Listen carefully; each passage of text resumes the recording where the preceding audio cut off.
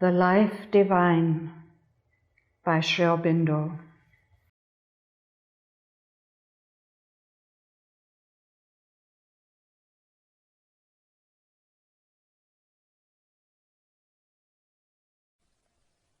Chapter 19. Life.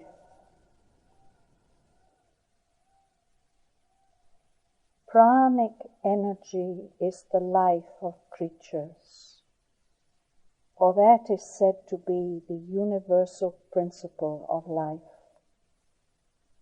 Taittiriya Upanishad.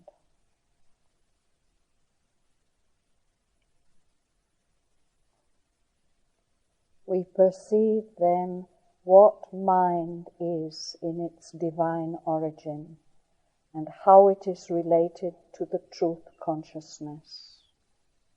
Mind, the highest of the three lower principles which constitute our human existence. It is a special action of the divine consciousness, or rather, it is the final strand of its whole creative action. It enables the Purusha to hold apart the relations of different forms and forces of himself to each other. It creates phenomenal differences, which to the individual soul fallen from the truth consciousness take the appearance of radical divisions, and is, by that original perversion, the parent of all the resultant perversions, which impress us as the contrary dualities and oppositions proper to the life of the soul in the ignorance. But so long as it is not separated from the supermind, it supports not perversions and falsehoods, but the various working of the universal truth.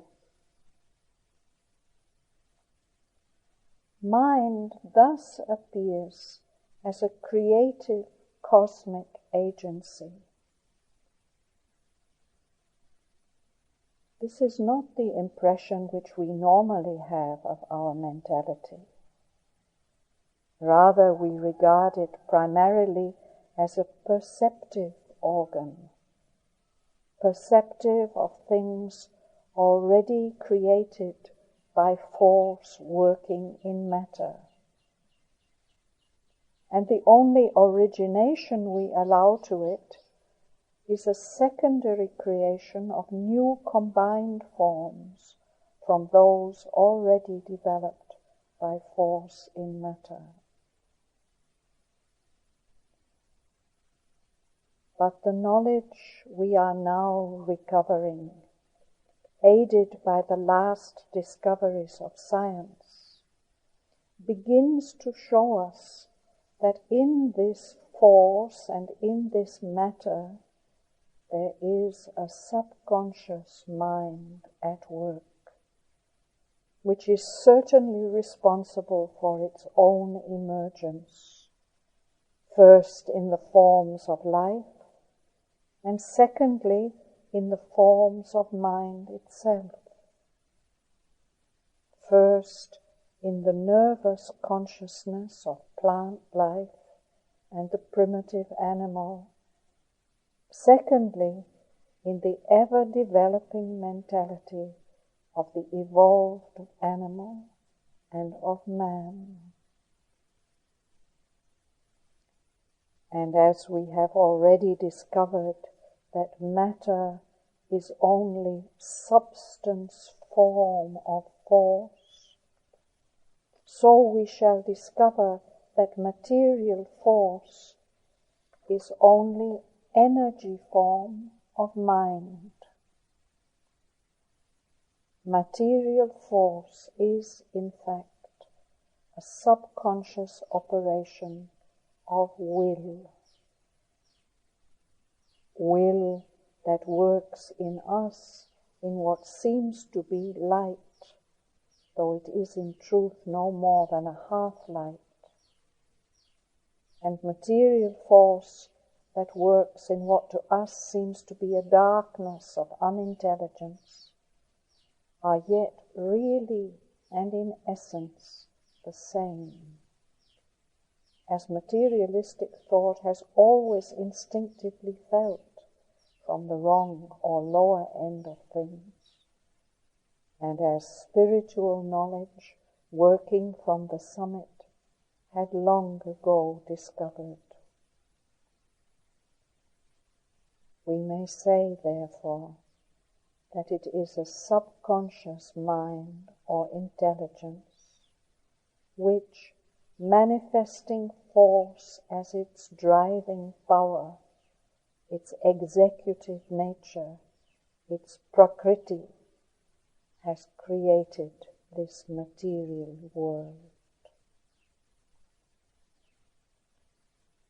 But since, as we have now found, mind is no independent and original entity, but only a final operation of the truth consciousness or supermind, therefore, wherever mind is, there supermind must be.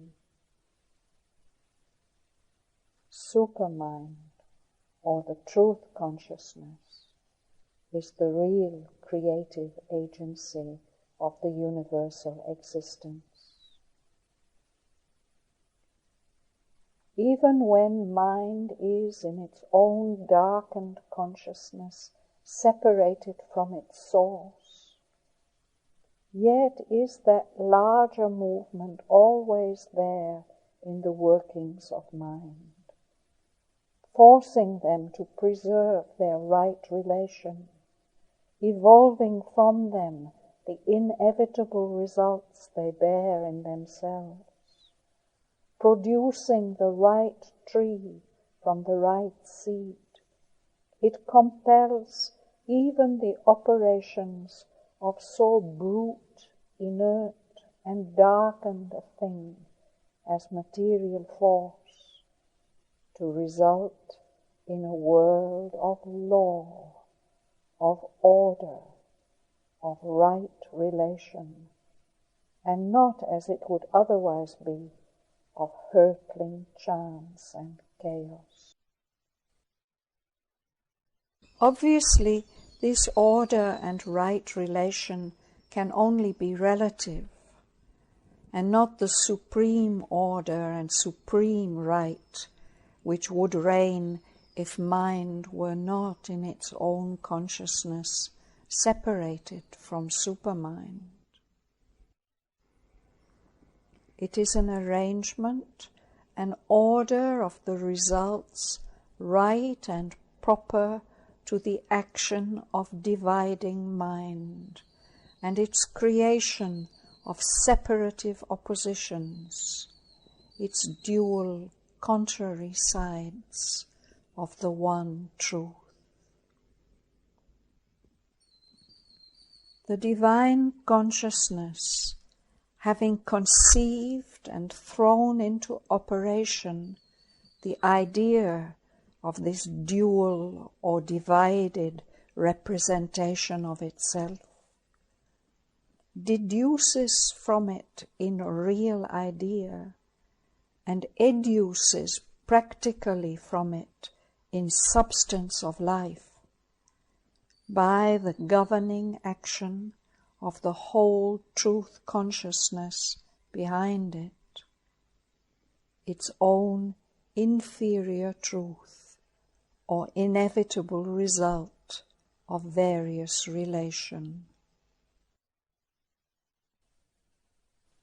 For this is the nature of law or truth in the world, that it is the just working and bringing out of that which is contained in being, implied in the essence and nature of the thing itself, latent in its self-being and self-law, Svabhava and Svadharma, as seen by the divine knowledge.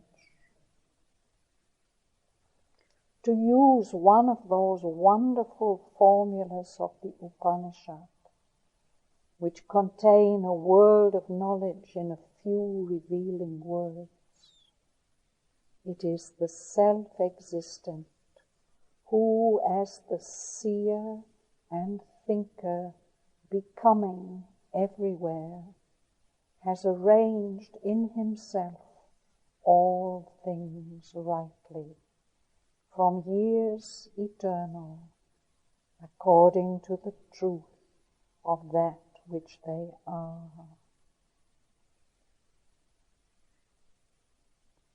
Consequently, the triple world that we live in, the world of mind, life, body, is triple only in its actual accomplished evolution.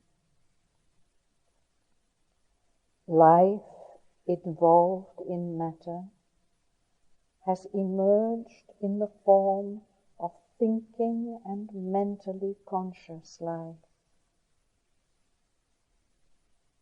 But with mind involved in it, and therefore in life and matter, is the supermind, which is the origin and ruler of the other three. And this also must emerge.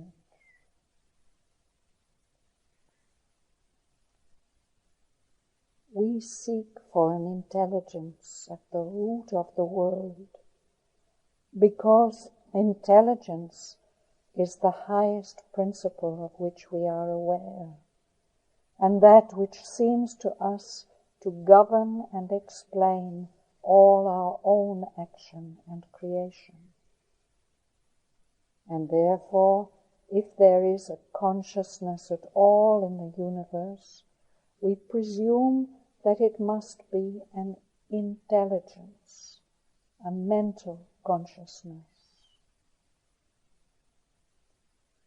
But intelligence only perceives, reflects, and uses within the measure of its capacity the work of a truth of being superior to itself.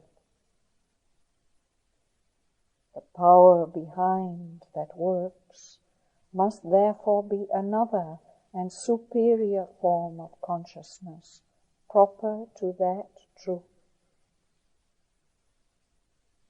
We have accordingly to mend our conception and affirm that not a subconscious mind or intelligence, but an involved supermind, which puts mind in front of it as the immediately active special form of its knowledge will, subconscious in force, and uses material force or will, subconscious in substance of being, as its executive nature or prakriti, has created this material universe.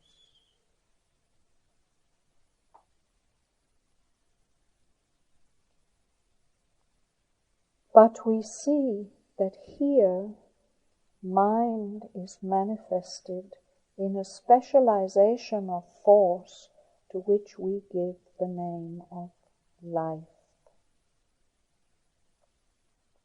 What then is life? And what relation has it to supermind? To this supreme trinity of Satchidananda, active in creation by means of the real idea or truth consciousness. From what principle in the Trinity does it take its birth?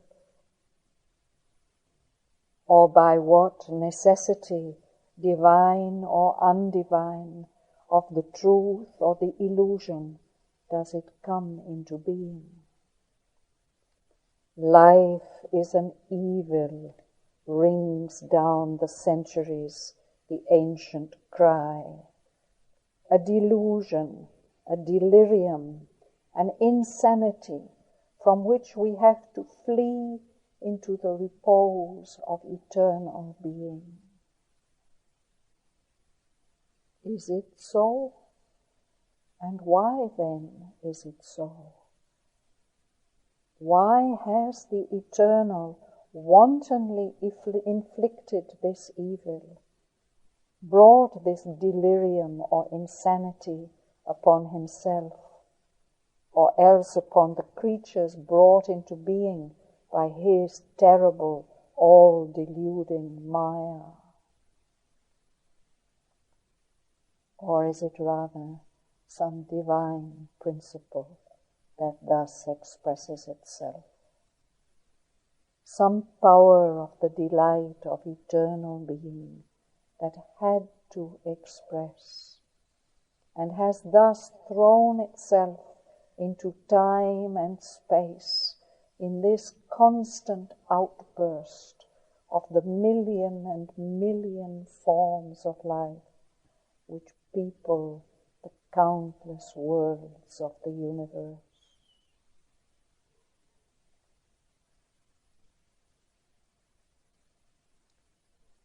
When we study this life as it manifests itself upon earth with matter as its basis,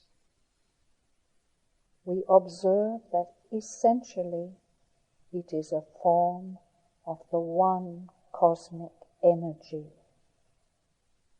a dynamic movement or current of it, positive and negative, a constant act or play of the force which builds up forms, energizes them by a continual stream of stimulation, and maintains them by an unceasing process of disintegration and renewal of their substance.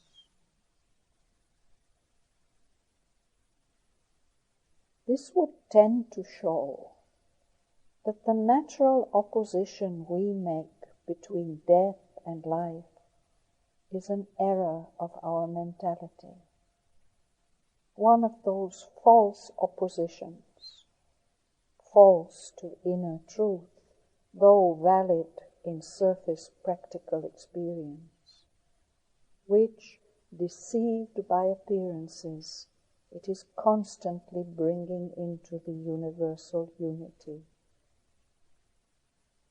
Death has no reality except as a process of life. Disintegration of substance and renewal of substance, maintenance of form and change of form are the constant process of life.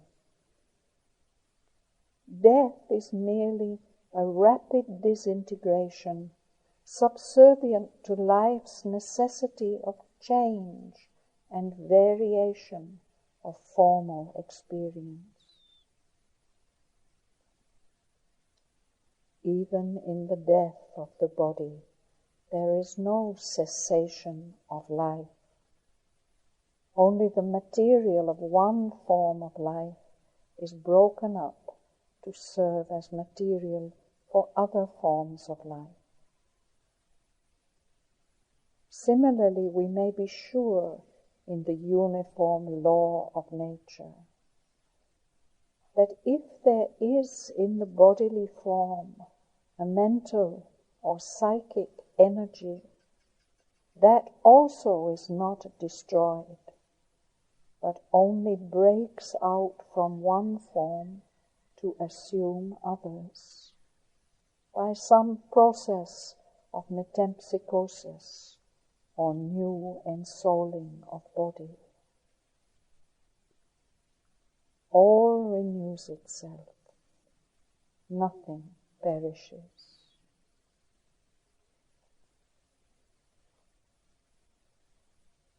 It could be affirmed as a consequence that there is one all-pervading life or dynamic energy, the material aspect being only its outermost movement, that creates all these forms of the physical universe. Life imperishable and eternal, which, even if the whole figure of the universe were quite abolished, would itself still go on existing and be capable of producing a new universe in its place.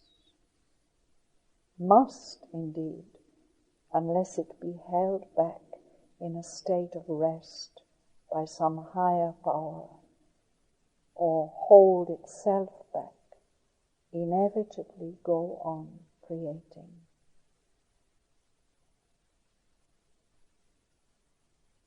In that case, life is nothing else than the force that builds and maintains and destroys forms in the world. It is life that manifests itself in the form of the earth as much as in the plant that grows upon the earth, and the animals that support their existence by devouring the life force of the plant or of each other.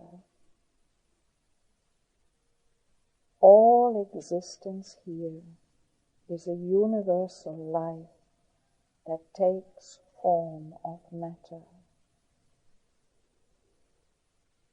It might, for that purpose, hide life process in physical process before it emerges as sub-mental sensitivity and mentalized vitality, but still it would be throughout the same creative life principle. It will be said, however, that this is not what we mean by life. We mean a particular result of universal force with which we are familiar, and which manifests itself only in the animal and the plant, but not in the metal, the stone, the gas. Operates in the animal cell, but not in the pure physical atom. We must therefore, in order to be sure of our ground, examine in what precisely consists this particular result of the play of force which we call life, and how it differs from that other result of the play of force in inanimate things, which we say is not life. We see at once that there are here on earth three realms of the play of force. The animal kingdom of the old classification to which we belong, the vegetable, and lastly, the mere material, void, as we pretend, of life. How does life in ourselves differ from the life of the plant, and the life of the plant from the not life, say, of the metal, the mineral kingdom of the old phraseology, or that new chemical kingdom which science has discovered?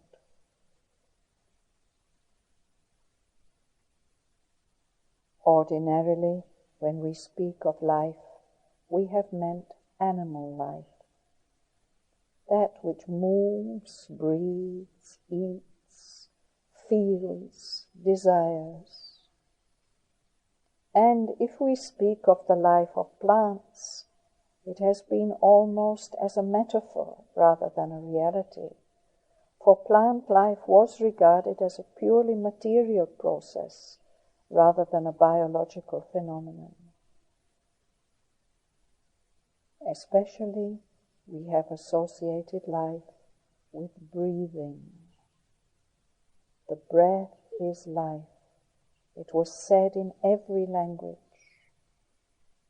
And the formula is true if we change our conception of what we mean by the breath of life.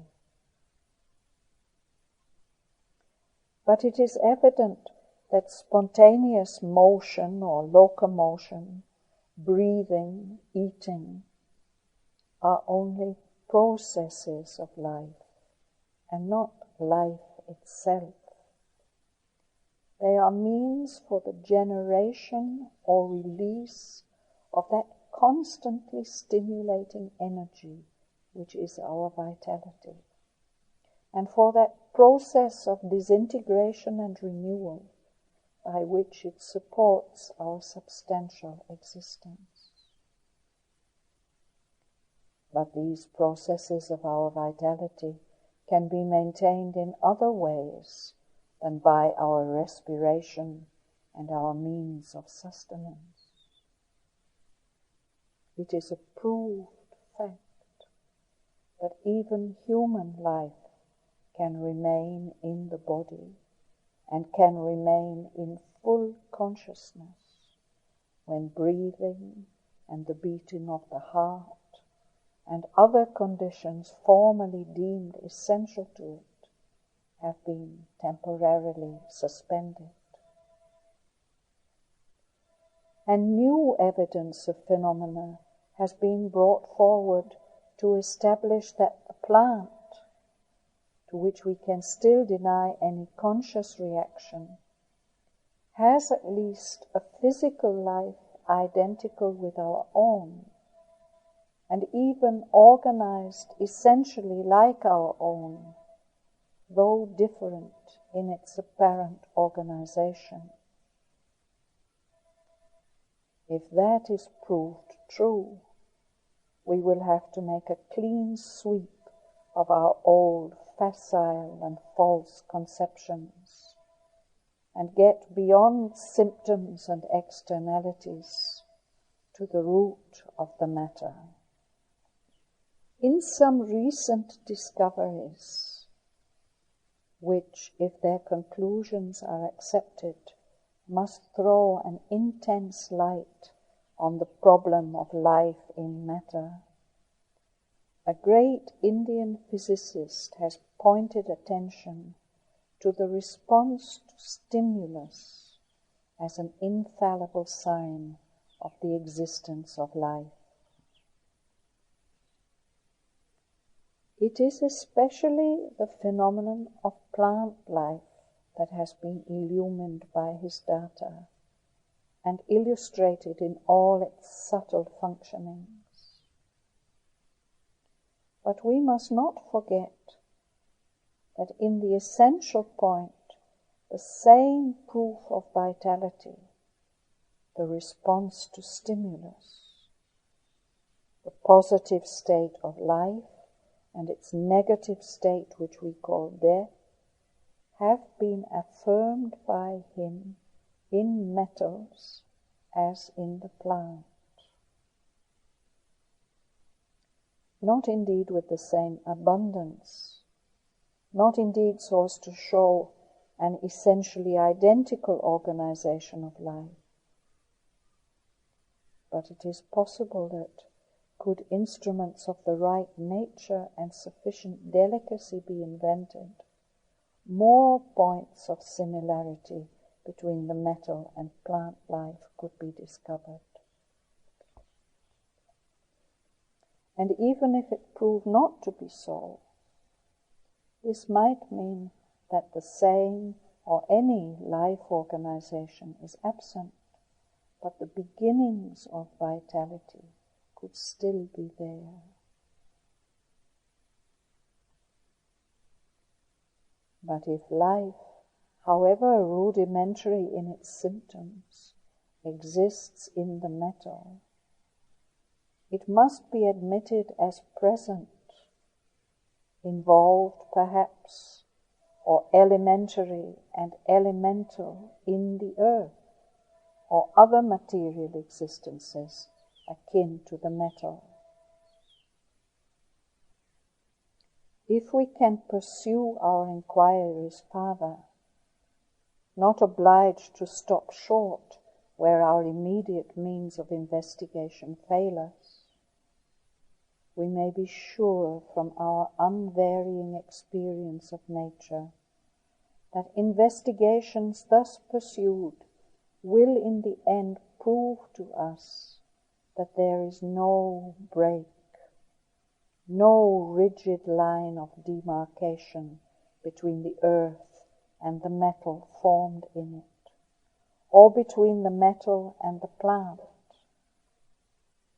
And, pursuing the synthesis farther, that there is none either between the elements and atoms that constitute the earth or metal and the metal or earth that they constitute. Each step of this graded existence prepares the next, holds in itself what appears in that which follows it.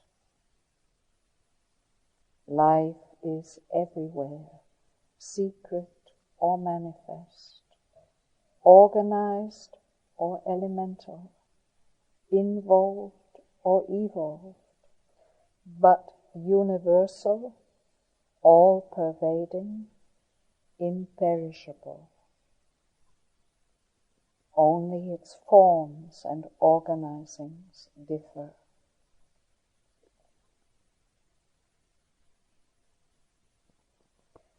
We must remember that the physical response to stimulus is only an outward sign of life, even as our breathing and locomotion in our cells. An exceptional stimulus is applied by the experimenter, and vivid responses are given, which we can at once recognize as indices of vitality in the object of the experiment. But during its whole existence, the plant is responding constantly to a constant mass of stimulation from its environment. That is to say, there is a constantly maintained force in it, which is capable of responding to the application of force from its surroundings. It is said that the idea of a vital force in the plant or other living organism has been destroyed by these experiments. But when we say that a stimulus has been applied to the plant, we mean that an energized force, a force in dynamic movement, has been directed on that object.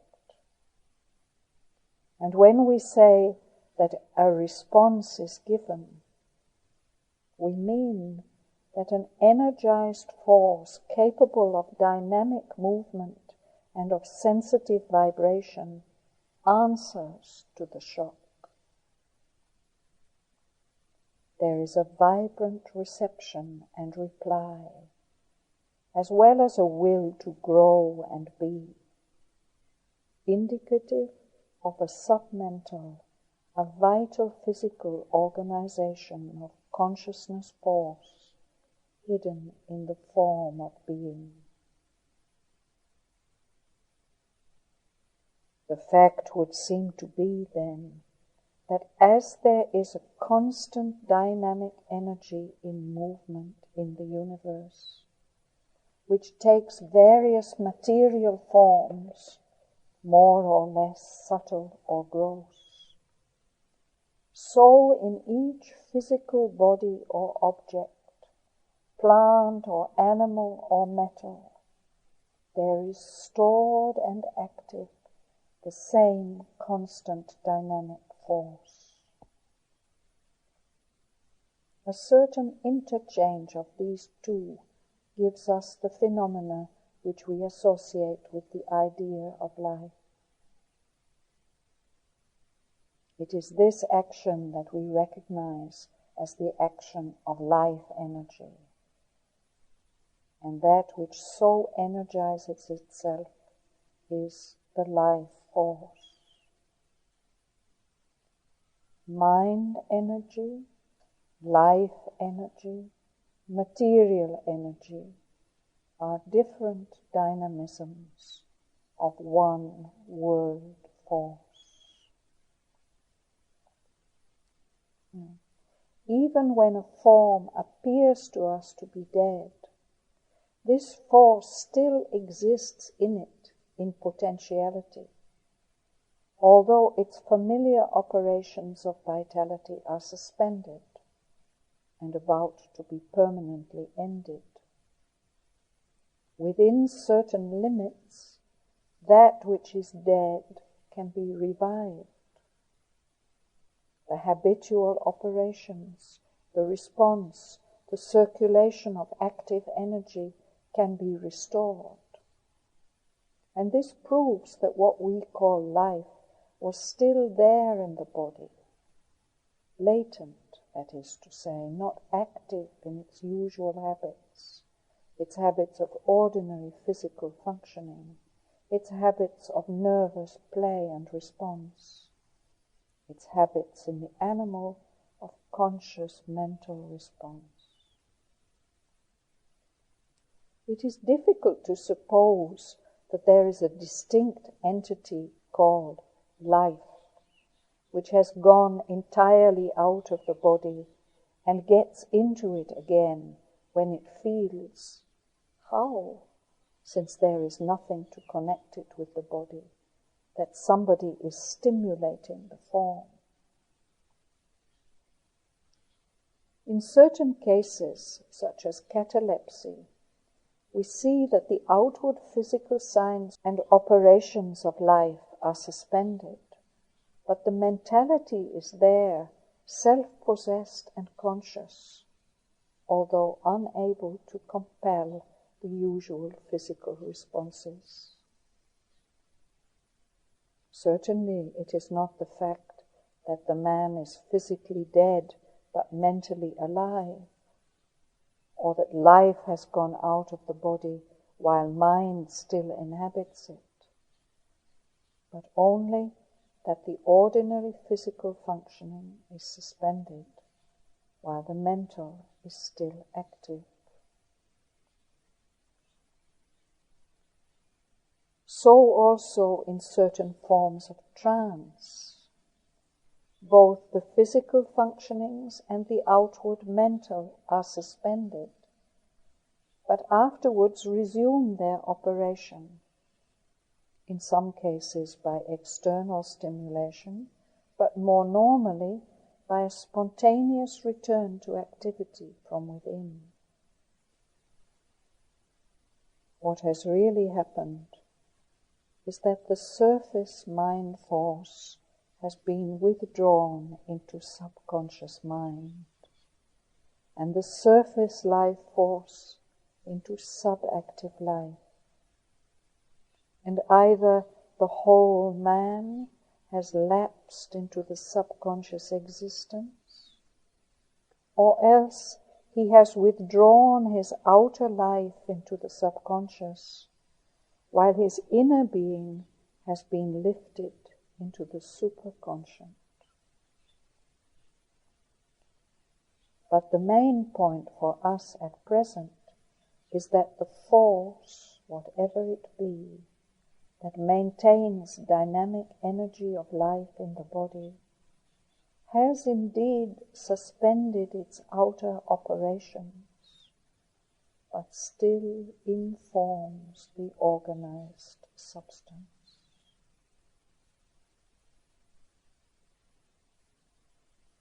A point comes, however, at which it is no longer possible to restore the suspended activities.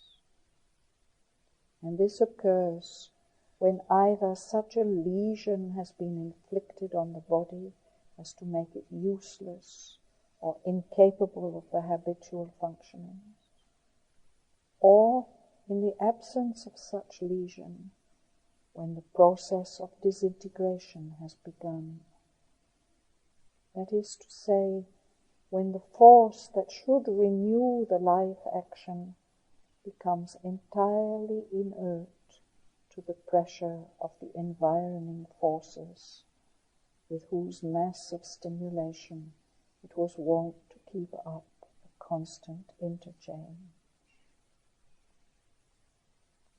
Even then, there is life in the body, but a life that is busy only with the process of disintegrating the formed substance, so that it may escape in its elements and constitute with them new forms. The will in the universal force that held the form together now withdraws from constitution and supports instead a process of dispersion. Not till then is there the real death of the body.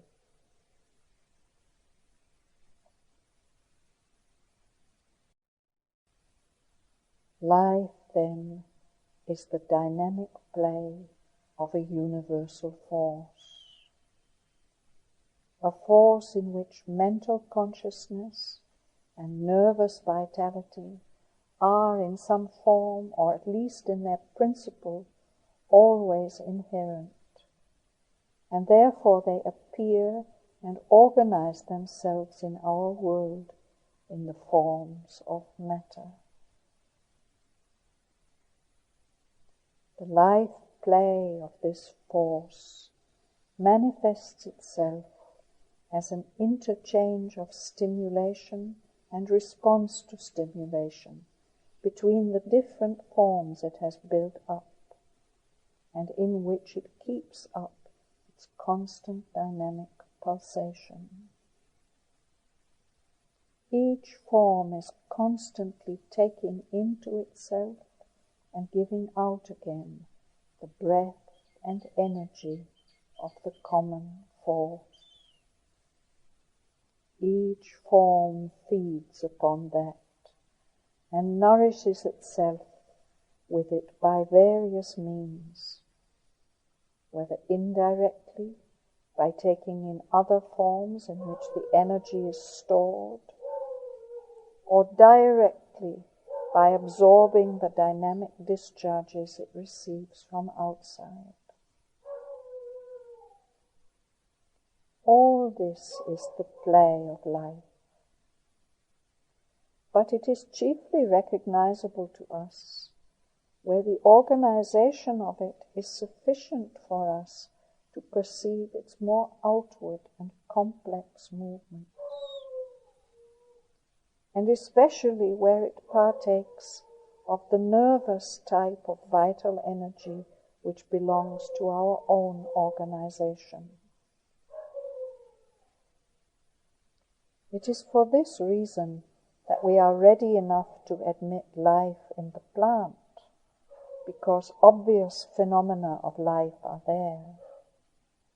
And this becomes still easier if it can be shown that it manifests symptoms of nervosity and has a vital system not very different from our own, but are unwilling to recognize it in the metal and the earth and the chemical atom, where these phenomenal developments can with difficulty be detected, or do not apparently at all exist. Is there any justification for elevating this distinction into an essential difference? What, for instance, is the difference between life in ourselves and life in the plant? We see that they differ first in our possession of the power of locomotion, which has evidently nothing to do with the essence of vitality. And secondly, in our possession of conscious sensation, which is, so far as we know, not yet evolved in the plant.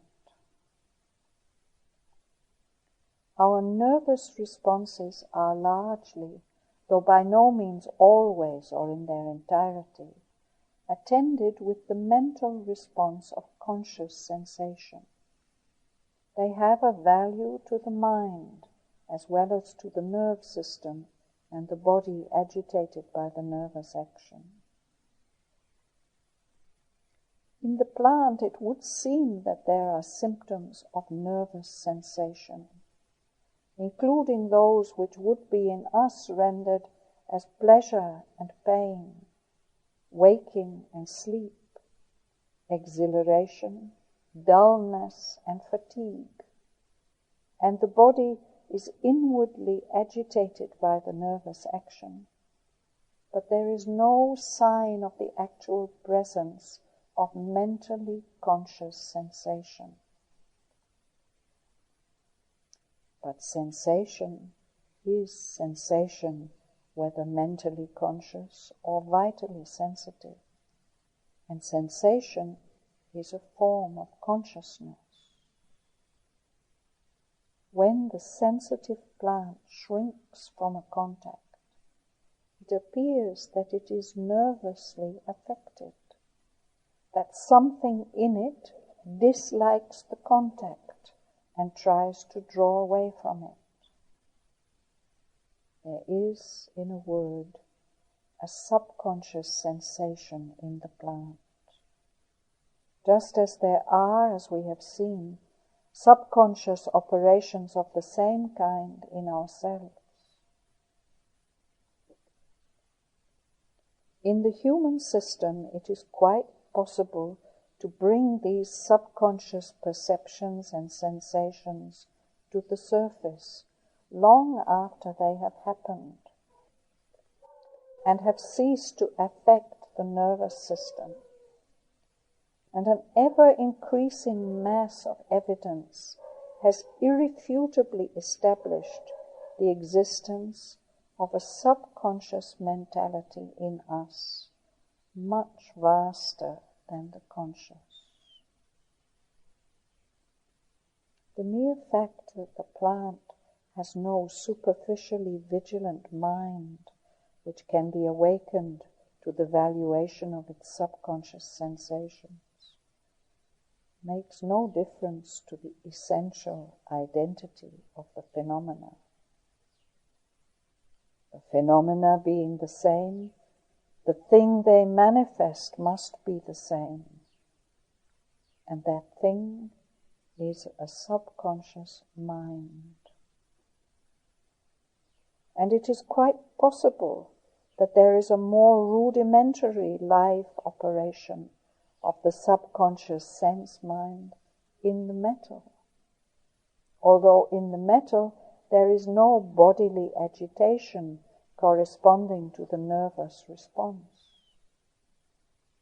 But the absence of bodily agitation makes no essential difference to the presence of vitality in the metal, any more than the absence of bodily locomotion makes an essential difference to the presence of vitality in the plant.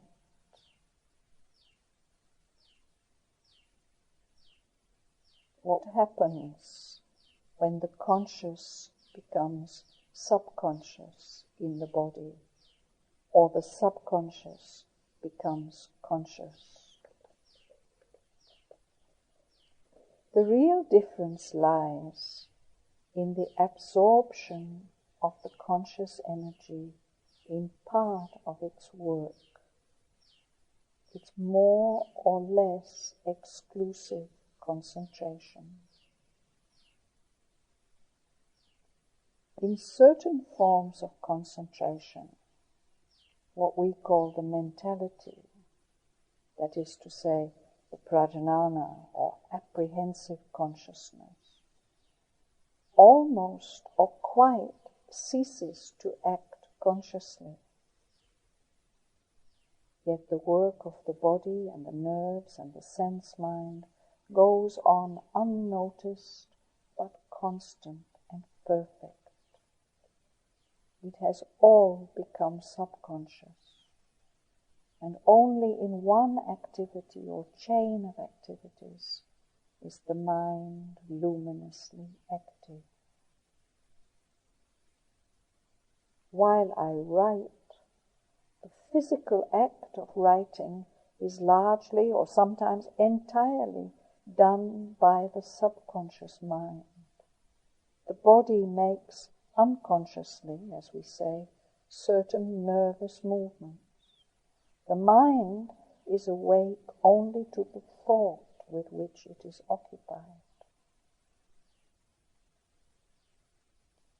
The whole man indeed may sink into the subconscious, yet habitual movements implying the action of mind may continue, as in many phenomena of sleep. Or he may rise into the superconscious and yet be active with the subliminal mind in the body, as in certain phenomena of samadhi or yoga trance. It is evident then that the difference between plant sensation and our sensation is simply that in the plant, the conscious force manifesting itself in the universe has not yet fully emerged from the sleep of matter, from the absorption which entirely divides the worker force from its source of work in the superconscious knowledge, and therefore does subconsciously what it will do consciously when it emerges in man from its absorption and begins to wake, though still indirectly, to its knowledge self. It does exactly the same things, but in a different way and with a different value in terms of consciousness.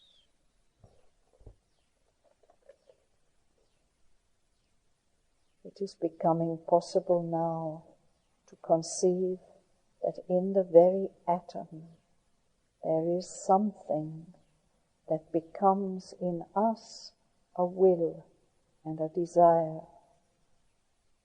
There is an attraction and repulsion, which, though phenomenally other, are essentially the same thing as liking and disliking in ourselves, but are, as we say, inconscient or subconscious.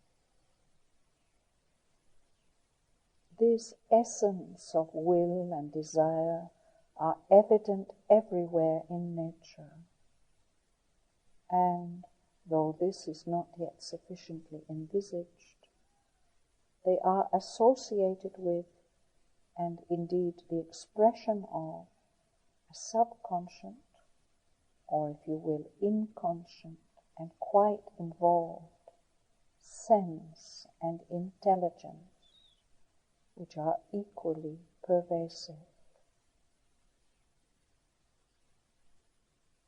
Present in every atom of matter, all this is necessarily present in everything which is formed by the aggregation of those atoms.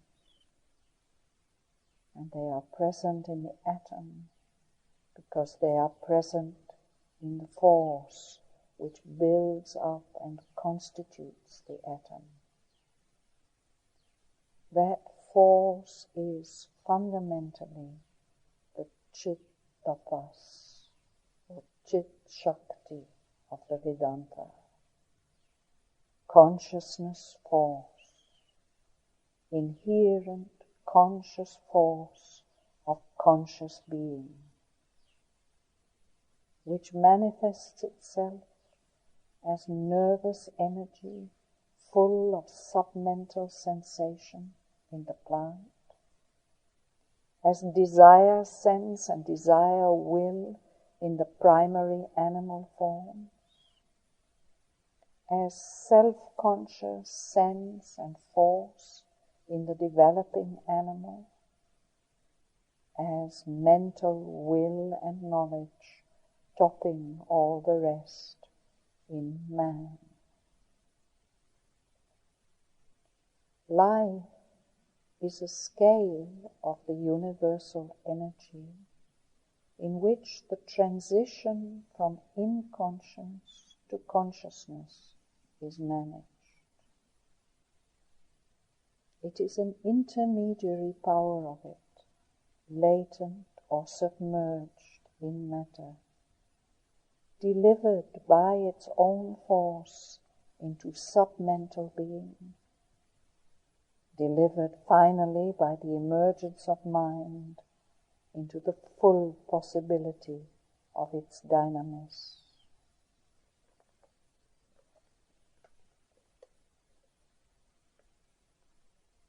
Apart from all other considerations, this conclusion imposes itself as a logical necessity if we observe even the surface process of the emergence in the light of the evolutionary theme.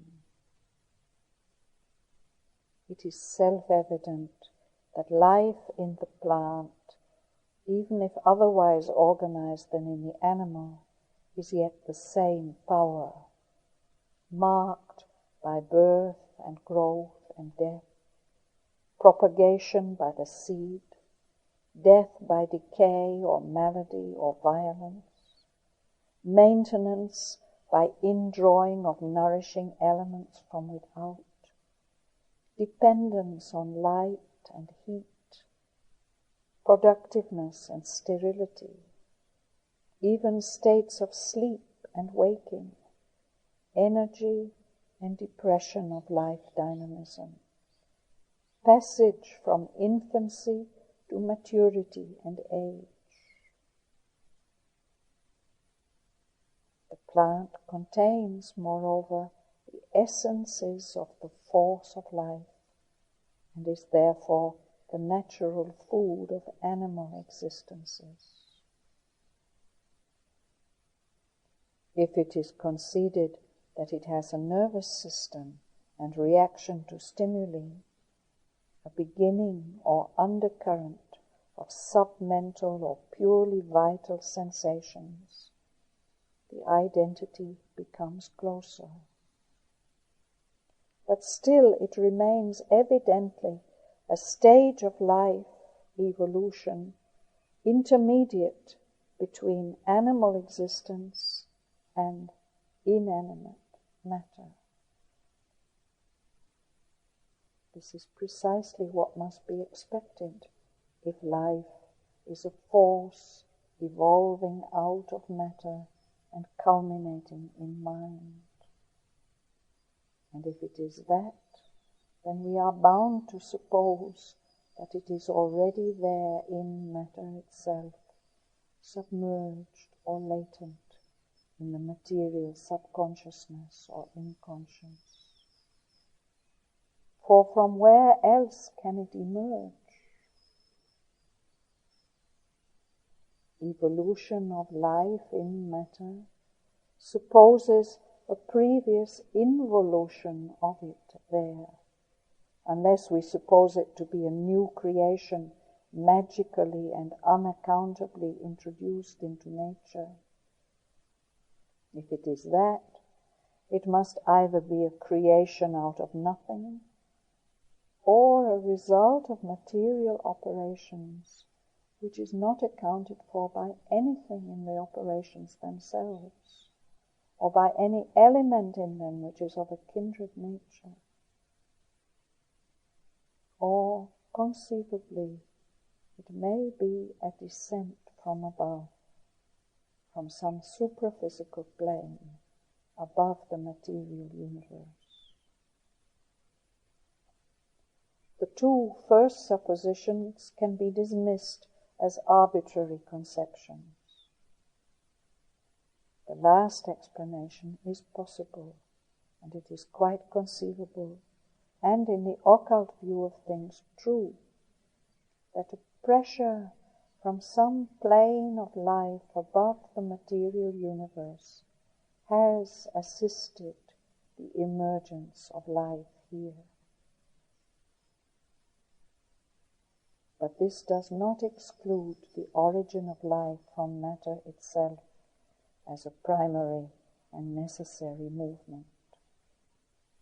For the existence of a life world or life plane above the material does not of itself lead to the emergence of life in matter, unless that life plane exists as a formative stage in a descent of being through several grades or powers of itself into the inconscious, with the result of an involution of itself with all these powers in matter for a later evolution and emergence. Whether signs of this submerged life are discoverable, unorganized yet, or rudimentary in material things, or there are no such signs because this involved life is in a full sleep, is not a question of capital importance. The material energy that aggregates, forms, and disaggregates is the same power in another grade of itself as that life energy which expresses itself in birth, growth, and death. Just as by its doing of the works of intelligence in a somnambulist subconscious, it betrays itself as the same power that in yet another grade attains the status of mind. Its very character shows that it contains in itself, though not yet in their characteristic organization or process, the yet undelivered powers of mind and life. Life then reveals itself as essentially the same everywhere, from the atom to man. The atom containing the subconscious stuff and movement of being, which are released into consciousness in the animal, with plant life as a midway stage in the evolution. Life is really a universal operation of conscious force, acting subconsciously on and in matter. It is the operation that creates, maintains, destroys, and recreates forms or bodies, and attempts by play of nerve force, that is to say, by currents of interchange of stimulating energy, to awake conscious sensation in those bodies. In this operation there are 3 stages. The lowest is that in which the vibration is still in the sleep of matter, entirely subconscious, so as to seem wholly mechanical. The middle stage is that in which it becomes capable of a response, still submental, but on the verge of what we know as consciousness. The highest is that in which life develops conscious mentality in the form of a mentally perceptible sensation, which in this transition becomes the basis for the development of sense, mind, and intelligence. It is in the middle stage that we catch the idea of life as distinguished from matter and mind. But in reality, it is the same in all the stages, and always a middle term between mind and matter, constituent of the latter and instinct with the former. It is an operation of conscious force, which is neither the mere formation of substance, nor the operation of mind, with substance and form as its object of apprehension. It is rather an energizing of conscious being, which is a cause and support of the formation of substance, and an intermediate source and support of conscious mental apprehension. Life, as this intermediate energizing of conscious being, liberates into sensitive action and reaction a form of the creative force of existence, which was working subconsciously or inconsciously, absorbed in its own substance. It supports and liberates into action the apprehensive consciousness of existence called mind, and gives it a dynamic instrumentation so that it can work not only on its own forms, but on forms of life and matter.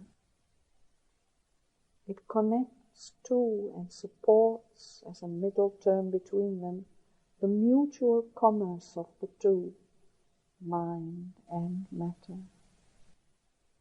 This means of commerce life provides in the continual currents of her pulsating nerve energy, which carry force of the form as sensation to modify mind, and bring back force of mind as will to modify matter. It is therefore this nerve energy which we usually mean when we talk of life. It is the prana, or life force, of the Indian system. But nerve energy is only the form it takes in the animal being. The same pranic energy is present in all forms, down to the atom, since everywhere it is the same in essence, and everywhere it is the same operation of conscious force.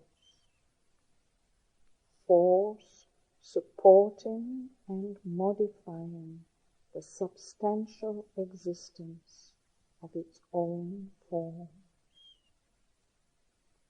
Force with sense and mind secretly active, but at first involved in the form and preparing to emerge,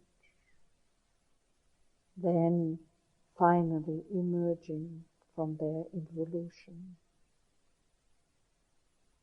This is the whole significance of the omnipresent life that has manifested and inhabits the material universe.